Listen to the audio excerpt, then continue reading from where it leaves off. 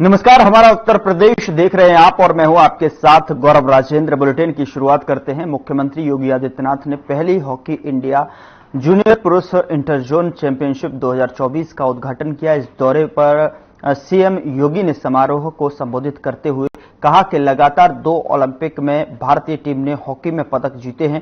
पिछली बार उत्तर प्रदेश के खिलाड़ी ललित उपाध्याय थे। इस बार ललित उपाध्याय के साथ उनके साथी राजकुमार पाल भी पदक जीतने वाली टीम का हिस्सा थे। इस अवसर पर हमने ललित उपाध्याय को डिप्टी एसपी बनाया था। उसी तरह इस साल भी हमने राजकुमार पाल को डिप्टी एसपी का पद दिया है। युवाओं और अभिभावकों ने सबसे पहले हॉकी इंडिया को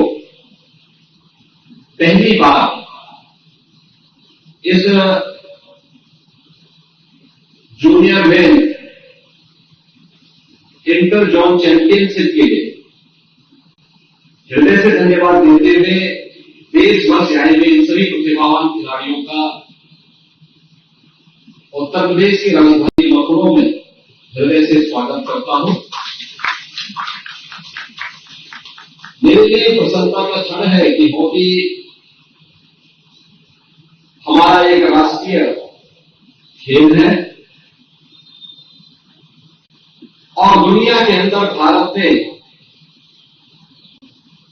हॉकी के माध्यम से अपनी खेल प्रतिभा का लोहा सदैव मनवाया है। हॉकी एक बार फिर से अपने पुराने वैभव को प्राप्त कर रहा है। उस गौरवशाली क्षण को फिर से अनुभूति कराने के लिए मुकाबला दिखाई दे रहा है। उन स्थितियों में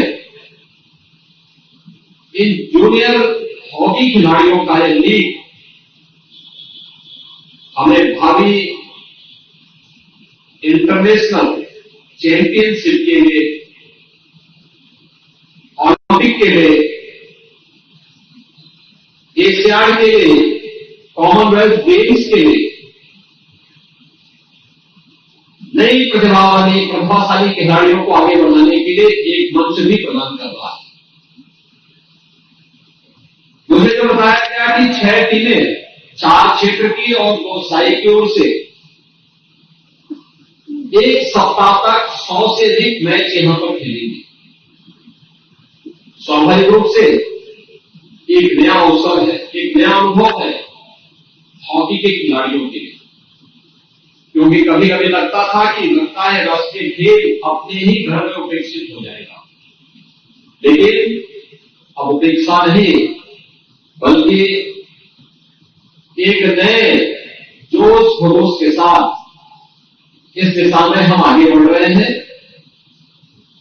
वैसे भी उत्तर प्रदेश में जहां पर फर्स्ट हॉकी इंडिया जूनियर में इंटर जोन चैंपियनशिप आयोजित हो रहा है, इस उत्तर प्रदेश ने अनेक अंतर्राष्ट्रीय खिलाड़ी दिए हैं, जिसमें हॉकी के जादूगर मेजर ध्यानचंद का नाम हर भारतवासी की जबान पर है। पीडी सिंह बाबू इसी उत्तर प्रदेश की देन है। पद्मश्री मोहम्मद शाहिद इसी उत्तर प्रदेश की देन है। रविंद्र पाल उत्तर प्रदेश की देन है। सैयद अली इसी उत्तर प्रदेश की देन है और डॉक्टर आरपी सिंह यह भी उत्तर प्रदेश की देन है। सुजीत कुमार, श्री रजनीश मिश्र, मोहम्मद साकिब, देवेश चौहान, एनपी सिंह, जगवीर सिंह, विवेक सिंह, राहुल सिंह, ललित उपाध्याय, राजकुमार पाल, ये सब उत्तर प्रदेश से निकले हुए हॉकी के प्रतिभाशाली खिलाड़ी हैं, जिन्होंने ओलंपिक में, कॉमनवेल्थ में, एशियाड में, वर्ल्ड चैंपियनशिप में भारत की टीम को नेतृत्व दिया है, उसका हिस्सा बनकर के भारत को गौरवान्वित किया है। ऐसे ही सुश्री प्रेम माया, रंजना श्रीवास्तव, सुश्री मंजू बिस, सुश्री पुष्पा श्रीवास्तव, सुश्री रश्मि जोशी, सुश्री वंदना कटारिया, सुश्री विश्वा कुमारी आर्या सभी के खिलाड़ी भी इस प्रदेश ने दिए हैं। स्वाभाविक रूप से जब हम लोग इन सभी प्रतिभाशाली खिलाड़ियों को देने की जो प्रक्रिया हमारी बन रही है, तो अभी हाल ही में आपने पेरिस ओलंपिक को देखा है। हॉकी टीम इंडिया एक बार फिर से अपने पुराने गौरव को प्राप्त करने जा रही है। मेडल लगातार दोनों ओलंपिक में भारतीय टीम ने प्राप्त की और पिछली बार भारतीय टीम के उत्तर प्रदेश से खिलाड़ी ललित उपाध्याय थे। इस बार ललित उपाध्याय के साथ ही राजकुमार पाल भी हॉकी इंडिया के टीम के हिस्से थे, जिन्होंने ओलंपिक में पदक प्राप्त किया। और पदक प्राप्त करने के उपलक्ष्य में ही हम लोगों ने घोषणा की है कि श्री ललित उपाध्याय को गत वर्ष हम लोगों ने डिप्टी एसपी के पद उत्तर प्रदेश पुलिस ने दिया है और इस वर्ष हमने कहा है कि राजकुमार पाल को भी डिप्टी एसपी का पद उपलब्ध कराएंगे। बहनों और भाइयों, खेल और खिलाड़ियों के लिए विगत 10 वर्ष में प्रधानमंत्री मोदी जी के नेतृत्व में अनेक अभियान प्रारंभ हुए। खेलो इंडिया खेलों से चला हुई ये शुरुआत फिट इंडिया मूवमेंट पर, सांसद खेलकूद प्रतियोगिता के माध्यम से और हर जनपद में साई के सेंटर के माध्यम से भी आज हम देख सकते हैं। स्वाभाविक रूप से खेल के प्रति लोगों के मन में पहले एक नकारात्मक भाव था। आज एक सकारात्मक पहल को आगे बढ़ा रही है और इस सकारात्मक पहल को बढ़ाने के लिए निजी खेल अकादमियों की बड़ी भूमिका होती है। सरकार की उसमें सहभागिता उसको कई गुना तेजी के साथ आगे बढ़ा सकती है। आम नौजवान की और अभिभावक के मन में खेल के प्रति सकारात्मक भाव पैदा हो, इसी के लिए सरकार ने तय किया कि हम अपनी खेल पॉलिसी बनाएंगे। खेल पॉलिसी में ओलंपिक में, कॉमनवेल्थ में, एशियाड में या वर्ल्ड चैंपियनशिप में जो खिलाड़ी पदक जीतेगा, उन खिलाड़ियों को हम सीधी भर्ती के माध्यम से अपनी सरकारी सेवा में स्थान देंगे। उन्हें खेल यानी उस खेल में आगे बढ़ने के लिए प्रोत्साहित भी करेंगे, खेलों को अडॉप्ट करेंगे। और मुझे प्रसन्नता है कि अब तक हम लोग 500 से अधिक खिलाड़ियों को उत्तर प्रदेश शासन की अलग अलग सेवाओं में नौकरी दे चुके हैं, उनका समायोजन कर चुके हैं। वे खिलाड़ी आज अपनी प्रतिभा का लोहा मनवा रहे हैं, उन क्षेत्रों में देख रहे हैं और न केवल इन खेलों में अपना स्थान बनाने वाले खिलाड़ियों को नौकरी के लिए, बल्कि प्रदेश सरकार अपनी ओर से भी उनके लिए अच्छा प्राइज लेकर के आती है, उन्हें सम्मानित करने का कार्य करती है। आज के इस अवसर पर इस समय खेल और खिलाड़ियों के लिए बहुत अच्छा समय है। एक मैं दुर्लभ संजोग मानता हूं कि आज से लेकर 7 सितंबर तक जूनियर हॉकी लीग के कार्यक्रम पहली बार होने जा रहे हैं और अभी उत्तर प्रदेश में होने जा रहे हैं। और इसी दौरान यूपी लीग क्रिकेट का भी उत्तर प्रदेश के अंदर चल रहा है। कल यहां पर एक और मैच केडी सिंह बाबू स्टेडियम में होने जा रहा है और वह भारत की फुटबॉल की 2 प्रतिष्ठित टीमें मोहन बागान और ईस्ट बंगाल के बीच में होने जा रहा है। यानी खेल के प्रति यह एक नया सकारात्मक दृष्टिकोण अवश्य हमारे युवाओं को एक नई ऊर्जा प्रदान करेगा, एक नई सकारात्मक दृष्टि प्रदान करेगा। हमारी सरकार ने तय किया है कि हम लोग हर गांव में खेल का मैदान बनाएंगे। इसमें तेजी के साथ कार्यक्रम चल रहे हैं, तेजी के साथ हजारों गांव में खेल के मैदान बन चुके हैं। हमने तय किया है कि हमारे पास 825 विकास खंड है। इन 825 विकास खंड में हम लोग मिनी स्टेडियम बनाएंगे और हर जनपद में एक खेल स्टेडियम बनाएंगे, जहां पर अलग अलग खेलों को प्रोत्साहित करने के कार्यक्रम को तीव्रता के साथ आगे बढ़ाएंगे।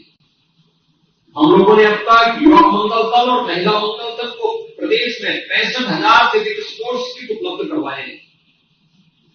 मेरा विश्वास है कि प्रदेश सरकार में जो कुछ भी चल रहा है खेल नीति के अंतर्गत निजी खेल अकादमी को भी अब हम सरकार की तरफ से सहयोग कर रहे हैं। श्री ललित उपाध्याय और राजकुमार पाल गाजीपुर की जिस अकादमी से निकले हो, एक निजी अकादमी, उस अकादमी को भी हमने गत वर्ष प्रदेश सरकार की ओर से 5 करोड़ रुपए लेकर के वहां के स्टेडियम और वहां के अन्य गतिविधियों को आगे बढ़ाने के लिए मदद की है। हम लगातार इस दिशा में आगे बढ़कर के कार्य करेंगे। आप सभी जूनियर हॉकी के खिलाड़ी देश के अलग अलग राज्यों से यहां पर आए हैं। मुझे आपका स्वागत करते हुए प्रसन्नता हो रही है और मैं आपको आश्वस्त करता हूं कि आप देश के लिए हॉकी के लिए जितना अच्छा करेंगे, आपको सरकार के स्तर पर, केंद्र और राज्य सरकारों के स्तर पर उतना अच्छा प्रोत्साहन भी प्राप्त होगा। कहीं भी कोई नकारात्मक भाव हमारे मन में नहीं होना चाहिए। हम अपने देश के लिए खेलेंगे, हॉकी के लिए खेलेंगे, हॉकी को फिर से उसका गौरव दिलाएंगे और इसी गौरव को दिलाने के लिए हम राज्य का पहला स्पोर्ट्स यूनिवर्सिटी भी हम लोगों ने हॉकी के जादूगर मेजर ध्यानचंद के नाम पर हम उत्तर प्रदेश के जो स्पोर्ट्स यूनिवर्सिटी बना रहे हैं, वह भी मेजर ध्यानचंद जी के नाम पर ही बन रही है। केडी सिंह बाबू की भी जो उनका पैतृक आवास था, उस पैतृक आवास को राज्य सरकार ने नीलाम होने से बचाया और उस पर केडी सिंह बाबू की स्मारक बनाने की, भव्य म्यूजियम बनाने की तैयारी हमारी चल रही है। आज के इस अवसर पर मैं आप सबको इस बात के लिए आश्वस्त करता हूं कि उत्तर प्रदेश में आपका यह प्रवास आपके लिए और आपके हॉकी कैरियर के लिए शुभ हो। इस विश्वास के साथ मैं आप सबके प्रति अपनी मंगलमय शुभकामनाएं दे रहा हूं और आपको इस बात के लिए आश्वस्त करता हूं कि आपकी सुविधा के लिए सरकार हर संभव मदद आपको करेगी। उत्तर प्रदेश का खेल विभाग हर प्रकार का सहयोग आपको करेगा।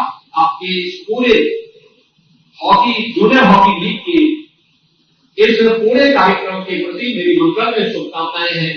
धन्यवाद। जय हिंद। जयंती पर कार्यक्रम का आयोजन किया गया जिसमें सीएम योगी आदित्यनाथ ने भी शिरकत की। उपस्थित बहनों और भाइयों, आज ये मेरा सौभाग्य है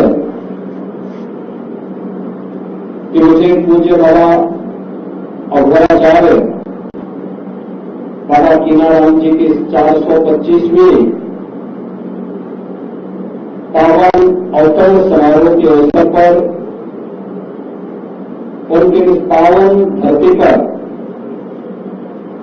जिस धरती को इस सौभाग्य प्राप्त हुआ है कि आज से 425 वर्ष पहले उन्होंने इसी गांव के इसी स्थान पर अपना दिव्य अवतरण के माध्यम से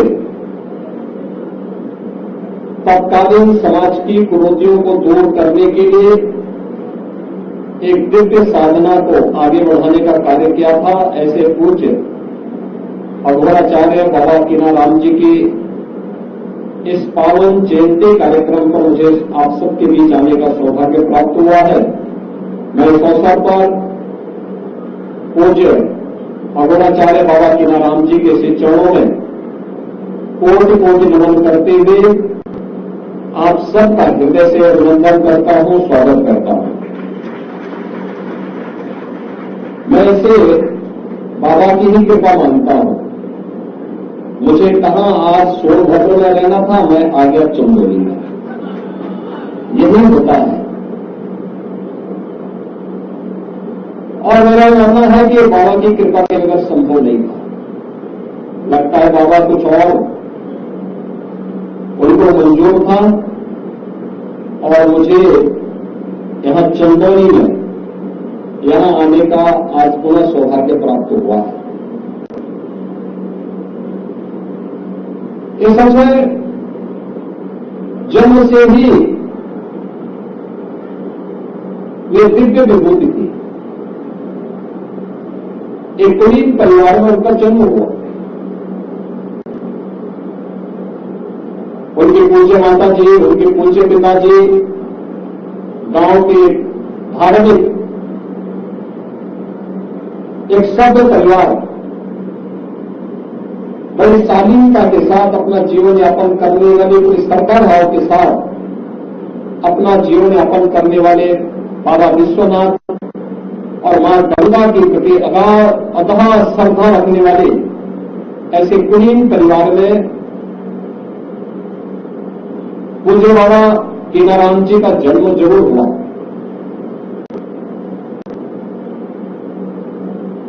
एक साधना के माध्यम से उन्होंने सिद्धि प्राप्त की और सिद्धि प्राप्त करने के बाद अक्सर होता है जब सिद्धि किसी को प्राप्त होती है या कुछ भी प्राप्त होता है तो वह उसके मन में फिर कुछ नहीं देखता, किसी को नहीं समझता। प्रभुता पाई काई मद नहीं, शब्द तुलसीदास जी ने भी कहा। लेकिन बाबा ने अपनी साधना का उपयोग, इस सिद्धि का उपयोग राष्ट्र के कल्याण के लिए किया, लोक कल्याण के लिए किया। उस समय की समाज की उभरती हुई स्थिति को देखते हुए कि देश क्यों गुलाम हुआ, क्यों विदेशी आक्रांता सफल हुए। एक तरफ उन्होंने समाज को जोड़ने का काम किया, दलितों को, आदिवासियों को, वनवासियों को, गिरवासियों को बिना भेदभाव से मुक्त एक ऐसे समाज की स्थापना का अलग जगाया था जो एक अघोराचार्य कोशिश के द्वारा ही संभव था, एक योगी के द्वारा ही संभव था, एक संत के द्वारा ही संभव था। उच्च कुलीन परिवार में जन्म लिया, लेकिन उन्होंने कहा नहीं, शैक्षणिक अस्पृश्यता के भाव को त्यागना होगा, तभी ये देश सुरक्षित हो पाएगा। और यहां के दलितों को, वनवासियों को, यहां के जनजातीय समुदाय को उन्होंने बड़ी संख्या में अपने शिष्य के रूप में स्वीकार करते हुए उनके जीवन को प्रशस्त करने के लिए अनेक कार्यक्रम चलाए। तो दूसरी तरफ मुगल आक्रांताओं को भी उन्होंने उस समय सबक सिखाने के लिए सांझा को भी दपट करके भगाने का काम किया था, जो उनके चमत्कार को देखने की प्रतीक्षा करना था। और उन्होंने विदेशी आक्रांता उस समय के जो शासक थे उनको फटकार लगाई थी। यानी चीजें दिखाती है, एक संत और एक योगी सत्ता का गुलाम नहीं होता है, बल्कि वह अपने कदमों पर में चलने के लिए मजबूर करता है। और यही कार्य आज से 425 वर्ष पहले इसी रामगढ़ गांव में जन्मे पूज्य बाबा अघोराचार्य कीनाराम जी महाराज ने अपनी दिव्य साधना के माध्यम से हम सबके सामने प्रस्तुत किया। उनके चमत्कार के लिए किस्से उन्होंने भारत की सभी साधना विधियों को एक साथ जोड़ करके काशी में त्रिकुंड को भी जो पवित्रता प्रदान की, वह हम सबके सामने है। हम सब इस बात को जानते हैं, हर व्यक्ति उसका गवाह है। आज भी वहां विभूति दिव्यता वहां पर और इस पूरे स्थान पर, उनकी पवित्र साधना स्थली पर भी हम सबको देखने को मिलती है। बहनों और भाइयों, ये मेरा सौभाग्य है कि जब चंदौली में मेडिकल कॉलेज का निर्माण हुआ था और उस समय यहां के हमारे माननीय सांसद, माननीय विधायक, माननीय सांसद और केंद्रीय मंत्री डॉक्टर महेंद्र नाथ पांडेय जी ने, माननीय विधायक श्री सुशील सिंह जी ने, यहां के हमारे अन्य जनप्रतिनिधियों ने उस समय मेरे सामने प्रस्ताव रखा था कि बाबा के नाम पर कुछ हो जाए। तो मैंने कहा मेडिकल कॉलेज से अच्छा और क्या हो सकता है।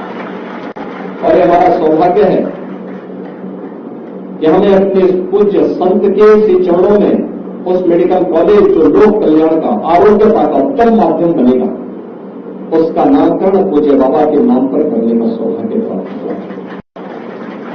हम भी इस परंपरा के लिए अपनी ओर से करने की कहां हमारी सामर्थ्य है। ये तो जो कुछ भी है वो बाबा की ही कृपा है, उन्हीं की विभूति है। और उन्हीं की कृपा से, जो मैंने आपको बताया ना कि आज मेरा कार्यक्रम कहीं और था, लेकिन मैं भटक करके आ गया चंदौली में, यहां पर रामगढ़ में।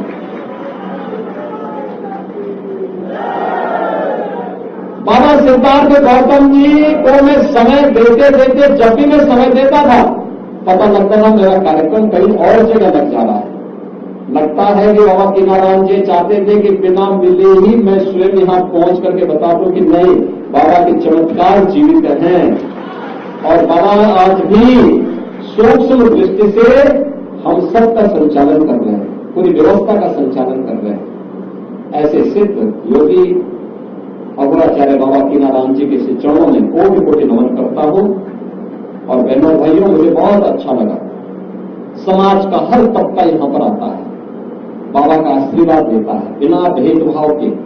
उस समय भी उन्होंने जो तमाम समाज सुधार के काम प्रारंभ किए थे, अघोर पीठ ने उन कार्यों को आज भी जारी रखा।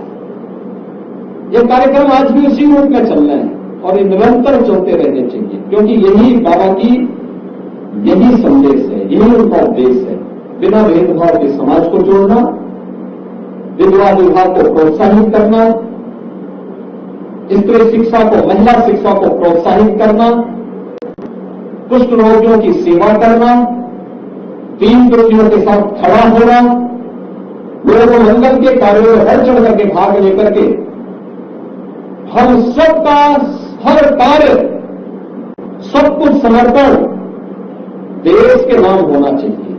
हर काम देश के नाम, राष्ट्र प्रथम के भाव के साथ हमें कार्य करना होगा और इस भाव के साथ जो भी हमारा कार्य होगा वह बाबा के श्री चरणों में उनका आशीर्वाद जरूर प्राप्त करेगा। आज के इस अवसर पर मैं इस पीठ के वर्तमान जो पीठाधिपति हैं अघोराचार्य बाबा सिद्धार्थ गौतम राम जी को हृदय से बधाई देता हूं कि 425वीं पावन जयंती के कार्यक्रम में हम सबको आने का अवसर प्राप्त हुआ है और बाबा की जयंती पर आप उनके प्रतिनिधि हैं। आपको मैं इस अवसर पर बधाई देता हूं। आप सबको भी मैं अपनी हृदय से बधाई और शुभकामनाएं देता हूं। विश्वास करता हूं कि बाबा की कृपा इस पूरे क्षेत्र पर, हमारे पूरे काशी क्षेत्र पर इसी प्रकार से बना रहे। इस विश्वास के साथ मैं आप सबको बाबा कीनाराम जी की 425वीं पावन जयंती पर हृदय से आपका अभिनंदन करता हूं, बाबा के श्री चरणों में नमन करता हूं।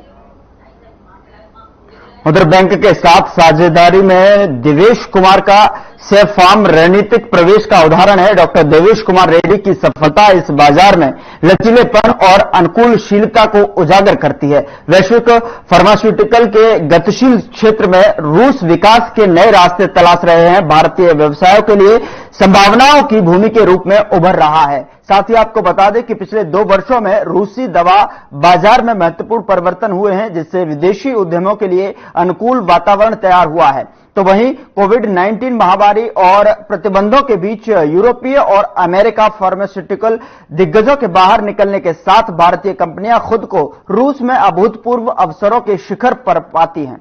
आपको बता दें कि डीएसएम समूह की अंतर्दृष्टि के अनुसार रूसी फार्मास्यूटिकल बाजार में 2023 में लचीलापन और विकास का प्रदर्शन किया, तो वहीं मौद्रिक मात्रा में आरयू भी 2.6 ट्रिलियन को पार कर गया। महामारी से उत्पन्न चुनौतियों के बावजूद वाणिज्यिक फार्मेसियों की बिक्री में उल्लेखनीय वृद्धि देखी गई है, जबकि बाजार में रूसी दवाइयों को लेकर हिस्सेदारी लगातार बढ़ती जा रही है। यह प्रवृत्ति रूसी आबादी की स्वास्थ्य देखभाल आवश्यकताओं को पूरा करने में घरेलू स्तर पर उत्पादित दवाओं के बढ़ते महत्व को रेखांकित करती है। इस पृष्ठभूमि में देवेश कुमार जैसे व्यक्ति रूसी बाजार में प्रवेश करने वाले भारतीय व्यवसायों के लिए मार्गदर्शन के प्रतीक के रूप में खड़े हैं। साथ ही आपको बता दें कि 18 सालों से अधिक के अनुभव और हार्वर्ड जैसे प्रतिष्ठित संस्थानों में प्रशंसा के साथ देवेश कुमार रूस और भारत के बीच एक पुल के रूप में कार्य करते हैं, जो नियमों की जटिलताओं और सांस्कृतिक बारीकियों को चतुराई से पार करते हैं। इसकी परिणति रूस में फार्मास्यूटिकल्स और मादक प्रतिनिधियों के रूप में उनकी महत्वपूर्ण भूमिका के रूप में हुई है।